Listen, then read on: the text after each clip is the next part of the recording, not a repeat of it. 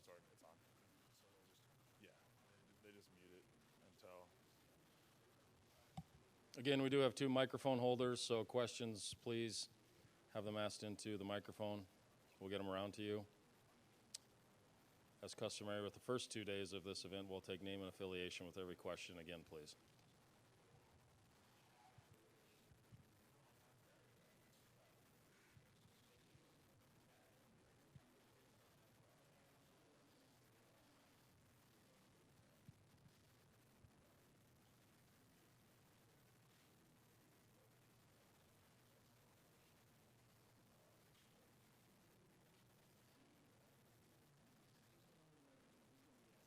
I don't know.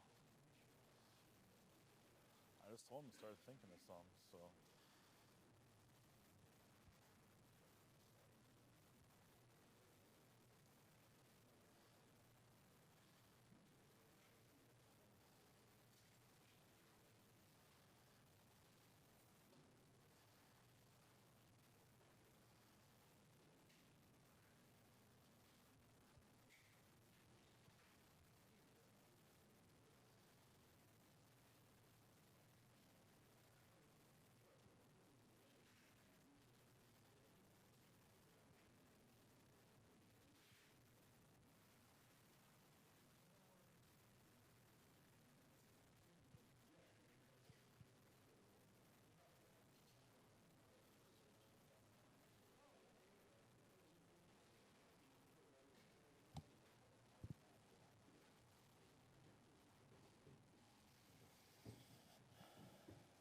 We're being joined on the dais by Syracuse University, making their first appearance in the round of 8. From the far left, we have student athletes Isabella Slim, Brianna Day, Brittany Sykes, Brianna Butler, Alexis Peterson, and head coach Quentin Hillsman. Again, we'll start with an opening statement from Coach, and then we're going to take questions for the student athletes. Coach?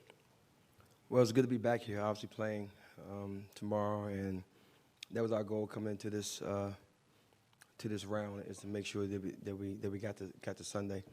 So we're very pleased that we have reached our first goal. But obviously, our ultimate goal is to win us going to the Final Four. So we're very happy for the opportunity. I thought that yesterday our kids really just fought hard to get back into that game, and we had a specific game plan, and they followed it down to the second left on the clock. And I was just really happy for our focus, for our trust in our system, and just for us just doing everything we had to do to win the basketball game. Obviously, we played a very good team last night, and they came up a little short, but they really played hard, and they really pushed us to be a better basketball team and to play really hard. But we're always happy to be here, and we understand what's ahead. Tennessee is obviously a great basketball team, and played them earlier during the year, and they already beat us, so we understand what we need to do to try to come out on top of that game. So we're excited for the game tomorrow. Questions from the media for the student athletes. Let's start in the second row here. Again, name and affiliation, please. Hi, Lindsey Kramer from the Syracuse Post-Standard. This question is for Brittany and Alexis. When you look at the results here last night and the results on the other side of the bracket in Lexington, that side of the bracket leading into the Final Four, into the finals, really opened up as far as upsets and lower seeded teams still being alive. What do you think that says about the women's college basketball in general and SU's place right now in particular for Brittany and Alexis? I think it says a lot, for the longest, you don't really see too many upsets. But I think this is why we play the game, because on any given night, anyone can be beat. And, teams know what they're fighting for this time of year. And that's why you come out and, you got to stick to what you know and what your game plan is. And, ultimately, we got the upset, and as well as the other side of the bracket. Just as Lex said, it's just that time of the year, and a lot of teams are fighting to keep playing, and you have a lot of seniors on your team, or you may not have seniors, but I know for us as Syracuse women's basketball, we have a lot of seniors, and we want to make sure we send them off the right way and have a very memorable season. We have a question down in front. John Adams, Knoxville News Sentinel. Brianna Butler, you didn't have a great game shooting against Tennessee when you guys played in Knoxville. Was that just an off game for you, or were you bothered at all by the length they have? A lot of teams seem to be affected on the perimeter by their tall players? I would just say that it was a pretty off shooting night, but it doesn't, with Syracuse, it doesn't really depend on just one player. You can have any person come in and step up huge for us, and I just think that speaks volumes for our team. Question in the third row. Kate Sweeting, Time Warner Cable News. This is for Alexis and Brittany. I mean, now that you guys have had a night to decompress, what's the biggest takeaway you can take from last night's comeback win? I think we can take away that, we really are a team and we really are a unit. And, we've been faced with a lot of adversity. And I think we just took away from that, if we stick together and we keep believing in each other, that, we can do some pretty great things. Yeah. Again, just as Lex said, and also, I mean, we're just showing the world what we believed in ourselves this whole entire season, that we're a great team and we can pull those type of upsets and, prove to people that we are a great team. Let's go down in front here again. John Adams, Knoxville News Sentinel. Brianna Day, you did a great job against South Carolina's big, tall post players who've intimidated a lot of teams this year. Just speak to how well you played and what you were able to do against them. I just think just matching their physicality. I mean, they are a lot bigger than I am personally, but that doesn't matter. I mean, you just got to go out there and play hard regardless, because if you feel intimidated, you're going to play that way. You just got to play as big as they are. And like I said, I have a big heart, so that's how I play. We got one on the third row again. Kate Sweeting, Time Warner Cable News. This is for Brianna Butler. Syracuse Nation really showed up, and obviously the atmosphere was so big last night. But I talked to a couple fans that said they drove 20 hours to be at that game. What does it mean to you personally that so many people did come out to Sioux Falls to see you guys play and support you? I think that it's huge for us. This is a long way from Syracuse. It's a long way from wherever they're from. So for them to come out here and to support us, speaks volumes about our success, about our program, and we really appreciate their support. Third row again. Mario Sacco, WSYR, Syracuse. Brittany, you guys are the only team in the nation to have a men's and women's team in the Elite Eight. What's that like? It's great. We were texting our boys. We were watching the game, in our rooms and yelling and screaming. You can hear us all up and down the halls cheering for them. I mean, it just speaks to Syracuse basketball, period. It's a great program to be a part of, and we're so happy for our boys. They deserve it, and we deserve to be here. So we're just showing the world, that, again, we both are really great teams, and, hopefully we both get to the Final Four and set some more history. We have one in the second row.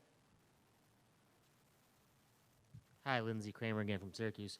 Brittany, Coach Q told a story last night, I assume true, his very first game at SU, his exhibition game, they lost in overtime.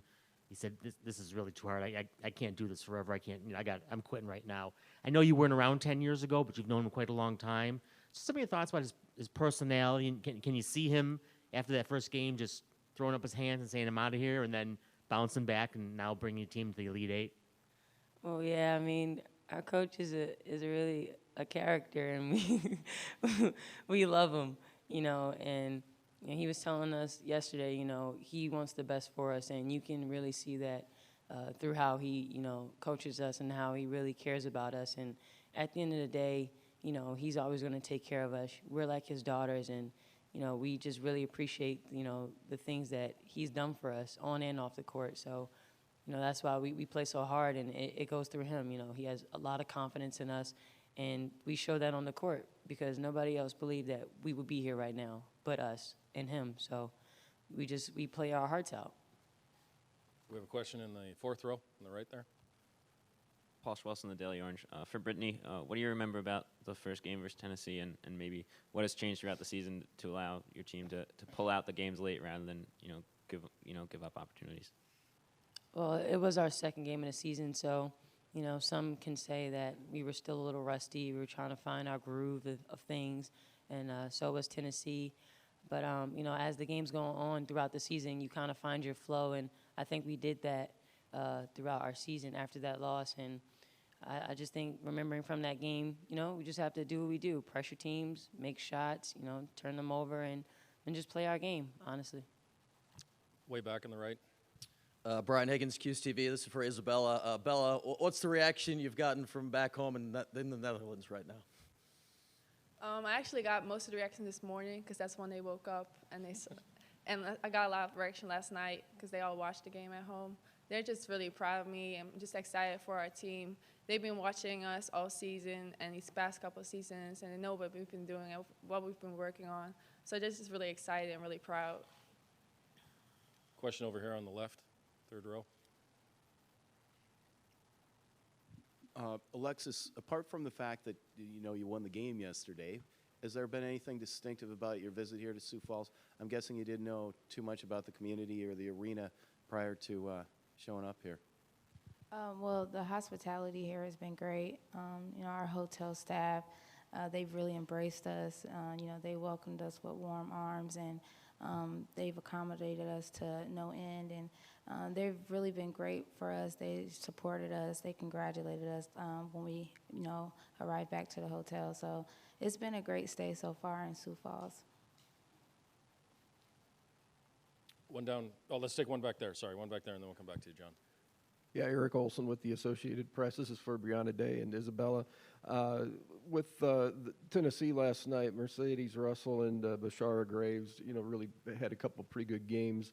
How difficult is that for you guys to work against them inside? And I guess what would you do differently, if anything, compared with the first time around against them? I just feel that we just got to play hard and match our physicality, match their physicality. We're just going to do what we do, follow our game plan, play our scheme, and just play hard. I mean, it's difficult for them and us because they have good players and we have good players. So, I mean, I don't see much of a difficult thing there, Yeah, I agree with Brianna. We just have to play hard, be physical with them, and be aggressive. We had one down in front here. John Adams, Knoxville News Sentinel. Brittany, it looked like last night it didn't matter what the score was. You guys seemed oblivious to the scoreboard the way you were playing, effort-wise. When you were down double digits, first half, second half, it just didn't seem to faze you at all. Yeah. I mean, that's what you have to do. It's the NCAA tournament. No matter what the score is, we've seen upsets in our own gym with Albany and Florida, and they fought back. So for us, we just had to keep playing. We knew that if we just stick to our game plan, like Coach said, and we played our scheme and we played tough and we matched their physicality, that we would come out victorious. And he told us in the room before we started the game, let our toughness determine the winner. And we out-toughed them, and we just played our game. At any given night, at any given moment, if a team gives you that chance to beat them, you have to take advantage of it, and that's what we did. Other questions for the student athletes? Ladies, thank you very much. We're going to excuse you back to the locker room.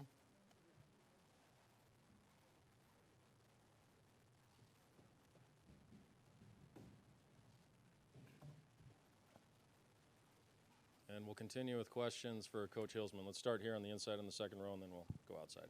Hello again, Lindsey Kramer from the Post-Standard in Syracuse.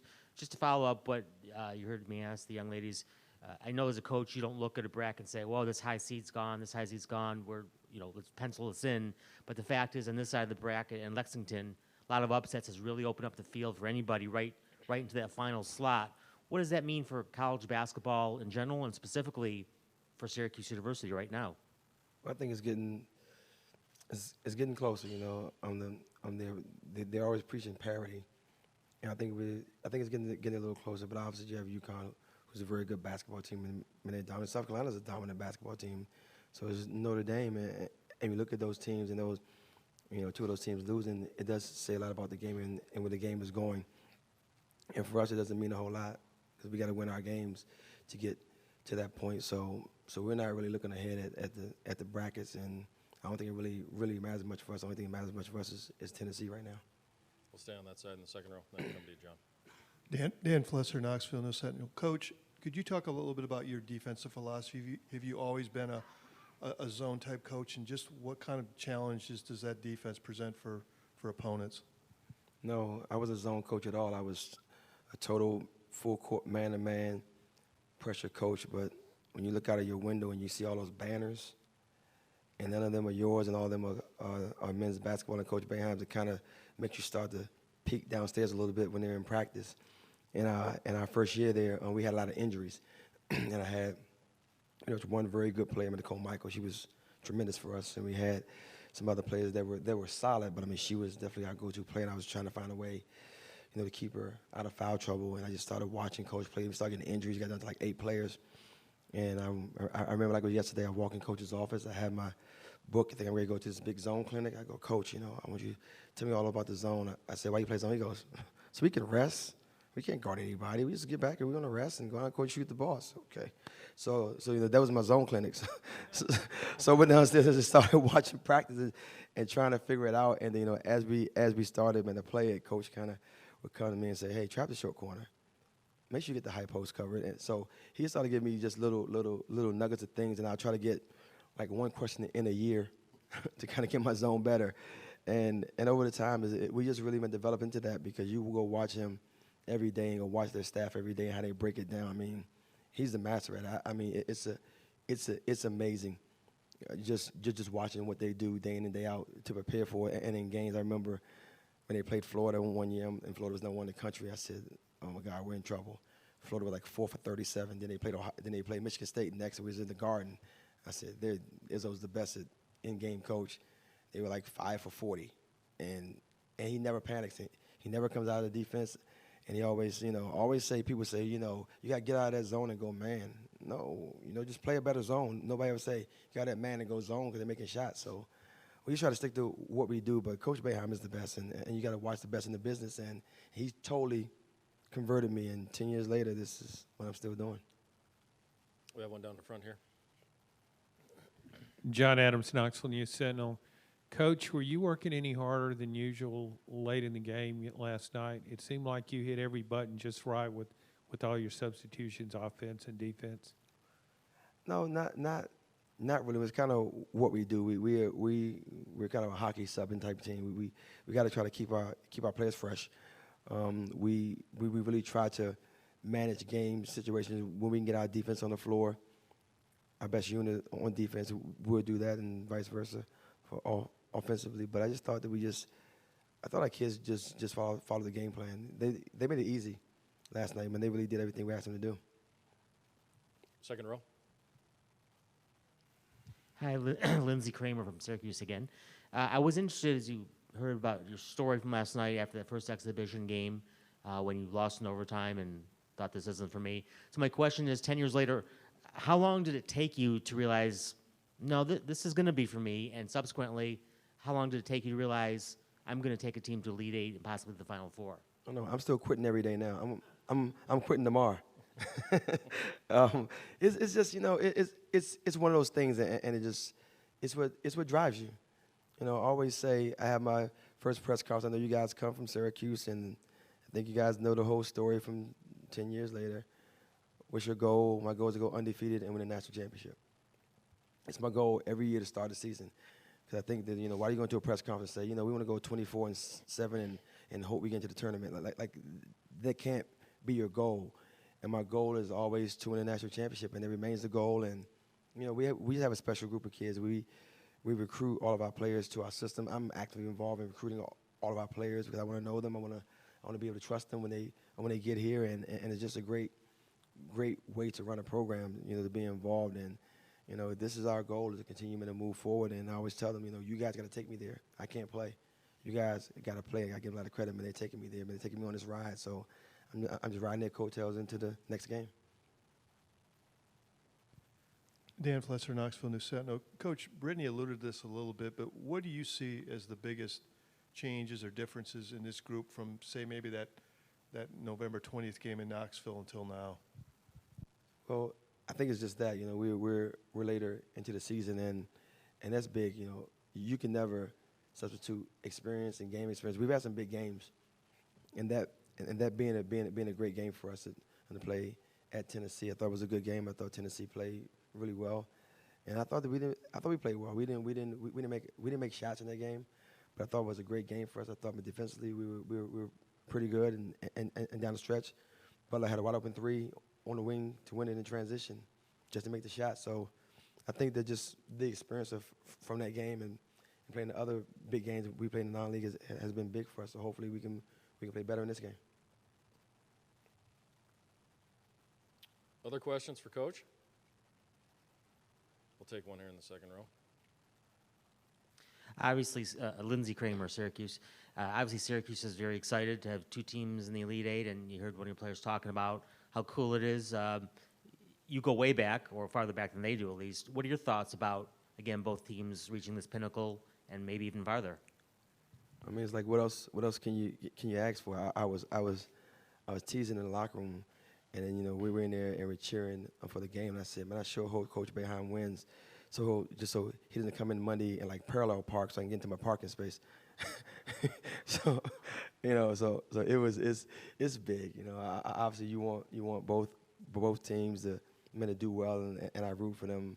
You know, we were leaving the game last night and went in the locker room, and we were 10 minutes later because we were watching the end of the men's game, and I heard Coach Boeheim's press conference, and he said the vice versa. I was watching the women's game. We really do root for each other, and I can tell you, you know, Coach is a special guy. You know, it's not too many places in the country where a men's basketball coach will allow you to work. A lot of men's basketball coach can really stifle women's program, and he promotes our program. He does nothing but to take advantage of our program to kind of put his foot down and kind of say, you know, this is mine. I know when the Miller Center opened, he's the first one to call me and say, hey, we're splitting this building down the middle. Half's yours, half is ours. And he's just been amazing to me. I mean, he's allowed me to work. I can't praise him enough for that, because he can make it a difficult situation, but he makes it so easy for us. So we got to give him a lot of credit for our success too, because he's the master. I always tease him. I say, you know, when the zone wins, it's on me. When the zone loses, it's on you, because it's your defense.